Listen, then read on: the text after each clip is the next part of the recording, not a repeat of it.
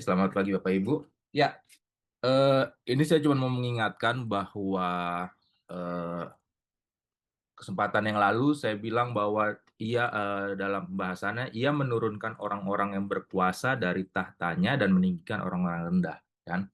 Nah, kesempatan apa yang akan kita dapat ketika kita merendahkan hati dalam Tuhan? Yang lalu saya bilang bahwa kesempatan promosi dari Tuhan, lalu kesempatan sama seperti orang pintar dunia. Nah, ternyata eh, related dengan apa ya, tema di pagi hari ini, bahwa ada kesempatan lebih lagi yang akan Tuhan kasih ketika kita mau merendahkan hati kita di depan Tuhan.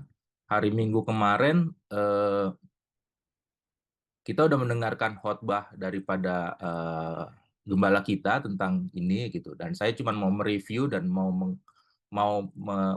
sharingkan beberapa terapan saja gitu ya. Nah, kesempatan apa sih yang lebih yang menjulang daripada kesempatan mendapatkan promosi dan sama seperti orang-orang pintar dunia lainnya? Ya, ini tema kita hari ini, humility before honor. Ya, rendahkan dirimu di hadapan Tuhan dan Ia akan meninggikan kamu. Kalau yang kemarin, ia akan menjatuhkan orang di atas dan meninggikan orang yang di bawah, yang rendah. Oke, ini bagi saya ada suatu relatednya, ada satu jalan benang merahnya.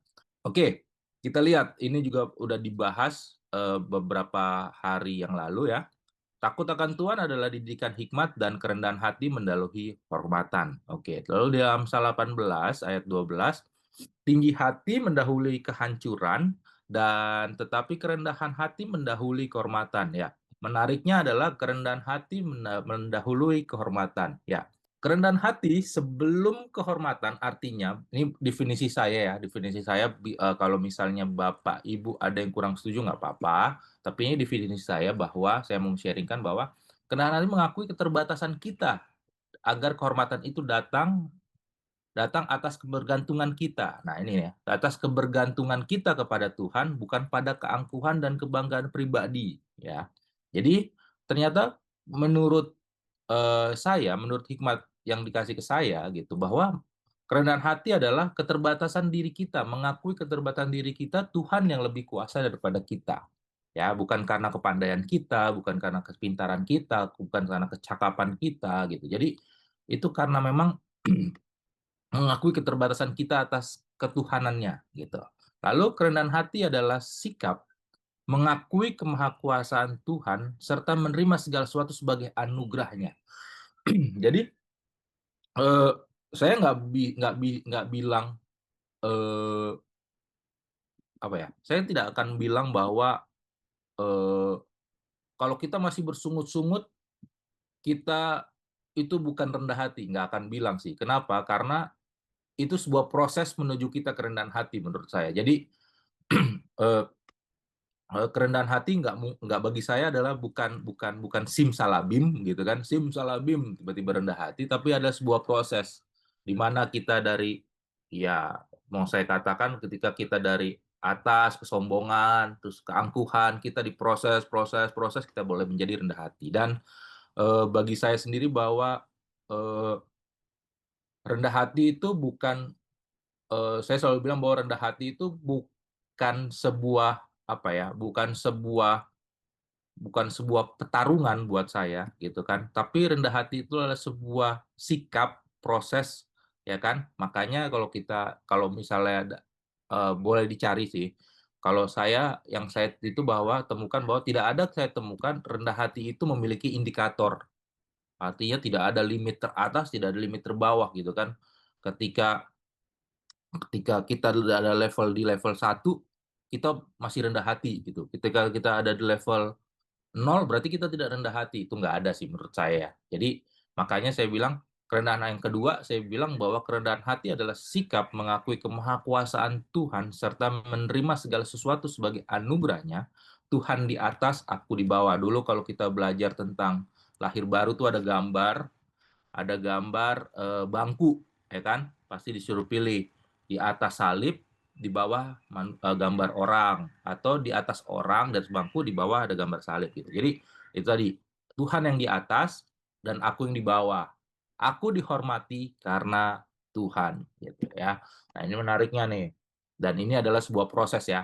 Buat saya ini sebuah proses yang nggak apa ya bilangnya, nggak memiliki indikator. Jadi ini proses di mana yang bisa menentukan kita rendah hati, ya yang pertama yang melihat kita, orang-orang terdekat kita, yang kedua adalah Tuhan itu sendiri gitu ya. Jadi menurut sharing saya bahwa kerendah hati nggak bisa bilang saya udah rendah hati kok, nggak bisa sih, nggak bisa, itu nggak bisa. Jadi ya, kerendahan hati yang pertama menurut pengertian saya adalah mengakui keterbatasan diri, yang kedua adalah mengakui kemahakuasaan Tuhan gitu. Jadi kita mengakui bahwa kita nggak mampu tanpa Tuhan, dan kita mengakui bahwa Tuhan lebih maha kuasa daripada kita. Jadi yang tadi saya bilang bahwa eh, ada terapan-terapan rendahan hati. Ini hanya beberapa aja ya. Bisa lebih sedikit, bisa lebih banyak, tapi yang mau saya sharingkan yang sudah saya alami, yang sudah saya pernah jalani lah gitu ya. Jadi proses-prosesnya apa aja. Nah, terapan terapan apa saja dalam kerendahan hati yang bisa kita lakukan ketika kita saya mau katakan agar mendapatkan kehormatan itu, karena kan kerendahan hati akan mendapat satu jalan untuk mendapatkan kehormatan gitu ya. Jadi kerendahan hati adalah jalan untuk mendapatkan kehormatan. Nah, terapan apa aja sih yang kita bisa lakukan untuk kita bisa mendapatkan kehormatan itu gitu. Nah, ini sekali lagi ya, ini hanya beberapa terapan aja. Jadi ini tidak ada indikatornya gitu ya. Nah, yang pertama mata yang tadi yang sudah saya bahas adalah mengakui keterbatasan diri kita di hadapan Tuhan ya. Jadi di kedua Korintus 12 ayat 9 sampai 10 bilang gini, akan tetapi ia berfirman kepadaku, kasih karuniaku telah padamu cukup bagi engkau, sebab kekuatanku nyata dalam kelemahan yang menghormat kelemahan gitu kan. Ini aturan bawah, saya minta maaf salah. Mengakui eh, sebab justru kekuatanku nyata dalam kelemahan gitu ya. Jadi ternyata mengakui keterbatasan kita, mengakui kelemahan kita di hadapan Tuhan, itu membuat kita rendah hati, membuat saya rendah hati gitu ya. Jadi terkadang nih, kalau saya mau sharing bahwa terkadang terkadang otak saya ini mempressure untuk saya bisa lebih lagi gitu. Jadi artinya kalau misalnya kita pernah ngeliat orang lompat kan turun dulu supaya bisa naik, ya kan? Ya, kalau misalnya di sini ada Om Charles nggak? Misalnya yang main yang pernah olahraga basketnya atau olahraga lompat jauh gitu kan, kita kan turun dulu nih, turun baru nge-shooting, ya dong. Nggak ada orang lari-lari terus shooting gitu atau lompat gitu, nggak ada. Ya mungkin ada tapi pasti nggak jauh gitu lompatannya gitu kan. Atau mau nge-rebound, kalau rebound kan kita kita ancang-ancang dulu turun baru kita lompat ya gitu. Nah, jadi mengakui keterbatasan kita tuh kayak gitu. Eh, Kasih karuniaku kepadamu cukup bagi engkau, sebab justru kekuatanku nyata dalam kelemahan gitu ya. Jadi eh, ketika kita lemah, ketika kita turun di hadapan Tuhan dan kita mengakui bahwa Tuhan itu lebih besar daripada kita, lompatan kita lebih tinggi, gitu. Kehormatan kita lebih ada, ya kan? Nah, kalau dibahas yang lalu bahwa promosi kita lebih tinggi, gitu. Itu ya. Terus ini yang menghormati orang lain, mohon maaf ya, ke distract sayanya. Terus yang kedua adalah mencintai dan menghormati gitu. Hormatilah semua orang, 1 Petrus 2 ayat 17 bilang, hormatilah semua orang dan cintailah saudaramu, takut akan Tuhan, hormatilah raja ya. Jadi yang kedua, menurut yang sudah saya alami gitu proses adalah eh, kerendahan hati adalah mencintai dan menghormati gitu. No reason. Jadi nggak ada alasan gitu. Kita mencintai dan menghormati gitu. Eh, Sebuah keputusan bahwa ada Nats bilang pergaulan buruk merusak kebiasaan, itu saya sangat setuju, tetapi bukan berarti kita tidak menghormati orang itu gitu ya. Jadi bukan berarti kita tidak menghormati orang itu. Saya ulangin ya. Ada nasihat kita bilang pergaulan yang buruk merusak kebiasaan yang baik. Benar, tetapi bukan berarti kita tidak menghormati orang itu. Kenapa kata bilang, hormati semua orang, cintailah saudara-saudaramu, takutlah akan Tuhan, hormatilah raja. Ini salah satu bentuk rendah hati menurut saya. Ya, jadi misalnya eh, saya pernah disakiti dengan satu sosok gitu. Oh, ini membekas banget. Tapi itu bukan suatu alasan saya untuk tidak menghormati dia. Itu bukan suatu alasan saya tidak mencintai dia. Artinya ketika ketika dia lebih tua, saya harus menghormati dia sebagai orang yang lebih tua gitu.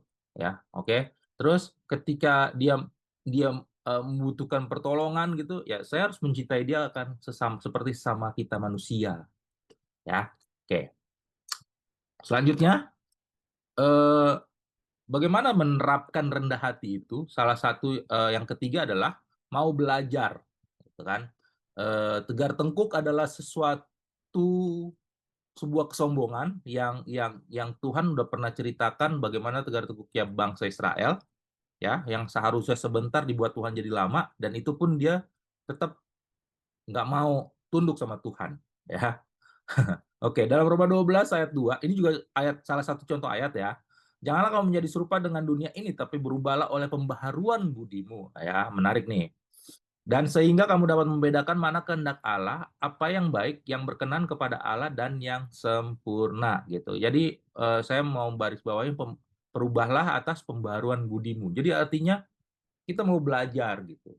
Jangan mentang-mentang kita doktor doktor teologi atau mentang-mentang kita master teologi gitu. Kita nggak mau belajar sama orang-orang sarjana yang bukan teologi gitu kan.